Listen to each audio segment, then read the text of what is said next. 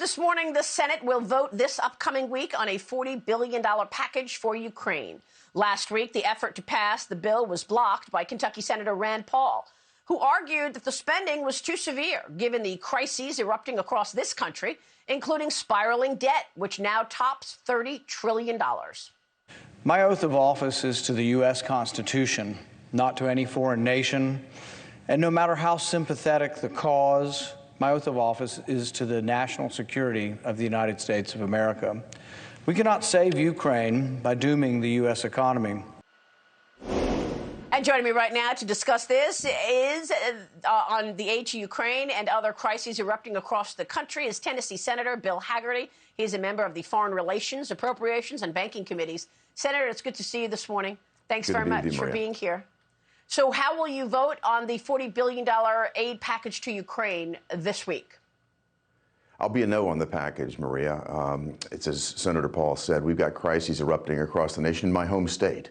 Mothers can't get baby formula in Knoxville. You've got grandmothers and mothers that have sons and grandsons that won't come home because of fentanyl overdoses, because of the illegal drugs that are flowing across our southern border that President Biden will not protect. You've got crime running rampant across America. And people need to look at our nation and think, we've got to look at our own national security first. As Senator Paul has said, other nations are watching us too. China is seeing us not behave like a serious nation, rushing to put more aid into a country who, again, I certainly don't have anything against the Ukrainians. We want to see them win. But pumping more aid into that country when we're not taking care of our own country, the best thing that Biden could do is stop the war that he's waged on American industry. That would lower prices overall. That would take the funding away from Putin's war machine against Ukraine. It would make our economy do better here. Biden will not do that. Yeah. Biden will not be serious. And it's taken us into a very bad direction. So he just wants to throw another $40 billion of American money into this when you've got other nations more proximate, the European nations, that have sort of stayed with us, but they haven't done this level of investment. Yeah, I mean, we're looking at some of your colleagues in Ukraine, Mitch McConnell taking a congressional delegation there. Do you think that there's more who feel the way you do? I mean, Kentucky Senator Rand Paul stopped it last week. You're a no this week. Are there others, do you think, who will also vote no? Do you think it'll pass? I know that there are other senators that are thinking very hard about this right now, as I have done. And I think it's going to be up to each one's conscience. We've already committed a great deal of money to this effort, Maria. And I know that people are concerned that that money is being well spent. And we should certainly take effort to oversee that very carefully. At the same time, we have got to take care of things here at home first. That's our primary duty. Well, this administration has been spending like a sailor. We know that. And that is part of the reason we've got 40-year highs of inflation. Yes. We've got the inflation timeline because when President Biden walked into the White House, the CPI, the Consumer Price Index, was at 1.4%. That very index today is at 8.3% after another troubling report last week. Senator, what are you going to do as an elected official to get these numbers down? We know that by March of 2021, he signed in the $1.9 trillion COVID relief money, flooding the country with money. That had so many ramifications. By July of 2021, the Democrats were proposing a $5 trillion package, which they said was $3.9 trillion. But a lot of people said there were so many gimmicks in there. It was actually exceeding the value of $5 trillion. And then by November 2020, signed into it another spending package on infrastructure, $1 trillion there. Of course, by the time Russia invaded Ukraine, we already had an inflation rate of 7.9%. No surprise, we're at 8.3% today. Is this going to get worse? And no one's taking responsibility. No one is taking responsibility for this in the Biden administration. In fact, he's waging war on Americans, calling us every name in the book, looking for scapegoats here in America with the previous president or trying to blame this on Vladimir Putin. As you said, this is well underway before Putin, waged his war on the Ukraine. It wouldn't be happening if Joe Biden had not waged war on American energy in the first place.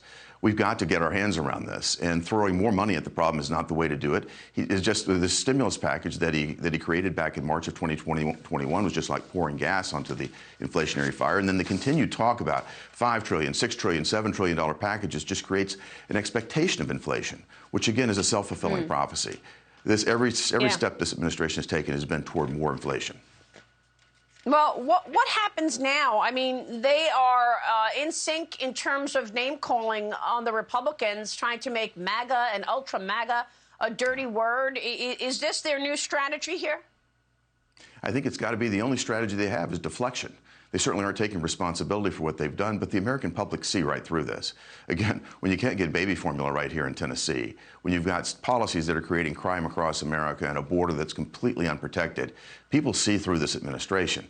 And Biden has one failure after the other to point to. The failure of Afghanistan has precipitated, global concern about America's posture. Our adversaries obviously emboldened. That stepped up Putin's activity in Ukraine. China stepped up its activity in the South China Sea and the East China Sea. North Korea is back at it again. The world is a more dangerous place thanks to Joe Biden. And what does he do? Blame Americans. And that's one reason that you took a trip to Japan. I want you to tell me about your congressional delegation to Japan, where you met with many officials. What was the point of that trip, and what does the China policy look like in the Senate? Because all I've seen is this administration roll over for China. They canceled the China initiative. There's word they're going to remove the tariffs on China. What did you hear while you were on the ground in Japan? A great deal of concern about America's strength and posture toward China. That's why I led a congressional delegation with two senior senators, Senator Cornyn from Texas, Senator Cardin from Maryland, a bipartisan delegation to basically demonstrate to that part of the world that China still is our #1 concern. They're our longest midterm, long-term strategic adversary. They're the most critical adversary that we've got right now. We're not going to let what's happening in Ukraine take our eye off that ball. What we need to see is a strong America right now. That's what the world needs to see. Certainly that region needs to see it. And we were there to show that we're standing shoulder to shoulder with Japan, who is our strongest ally there. It's important to convey that message to China. It's also important to convey that message to North Korea. Standing together, we'll do far better. We also were looking for economic opportunities to work together. More semiconductor manufacturing opportunities to work with Japan, with South Korea, to manufacture semiconductors right here in America. That's absolutely critical. We also have to stand strong together, though, against China. And the thought of taking away the tariffs without getting nothing for it, that's just ridiculous. Well, I mean, is that happening, though? What is the China policy? Is this going to be something you're working on before the Memorial Day recess? Look, let's face it. Huawei has been a threat. You were able to push through legislation to block Huawei here and in Japan, right? And why does Joe Biden keep rolling over for China? China is a threat at every turn, whether it's militarily, diplomatically, or economically. If you look at the technology, we've got a great opportunity right now because we were able to block Huawei from the U.S. and Japan, the first and the third largest markets in the world. We need to take that opportunity. We need to work together to seize it. There was a lot of pressure put on China with the tariffs that were put in place in the last administration, very painful putting those tariffs in place. And the Biden administration is talking about taking them away as if that's going to have some sort of impact on inflation right here in America. The biggest impact that Biden could have on American inflation is to stop his war on American energy, get us back in the energy business. Not only would it help us here in America, but it would help around the world. Well, meanwhile, the Democrats are talking about abortion. I mean, Senator Schumer seems to be fine with protesters right outside the private homes of Supreme Court justices. Here's the senator this week. I got to get your take on this now. Sure. If protests are peaceful, yes. My house there's protests 3-4 times a week outside my house. That's the American way to peacefully protest is okay. And that's my wife, sorry. Maybe there's a protest outside. So he's okay with it, Senator. It doesn't matter as long as they just are peaceful, he says. People outside private homes of justices. Look, the focus of this is clear. It's intimidation, Maria. They leaked this draft opinion to hopefully, I think their view is that would allow people to get out and intimidate and change the opinion of these justices that are in the process of deliberation. There is U.S. code against this. They're standing by and watching the law be violated by these protesters. This intimidation, I pray, doesn't get any worse. But it is very, very disheartening. It's against the law. And again, it's part of the Democrat strategy, I think, to deflect from the real issues that Americans are worried about, the real issues that have most of the country understanding that we're going in the wrong direction. And this is yet another deflection by the Democrats to try to get the American public to look the other way.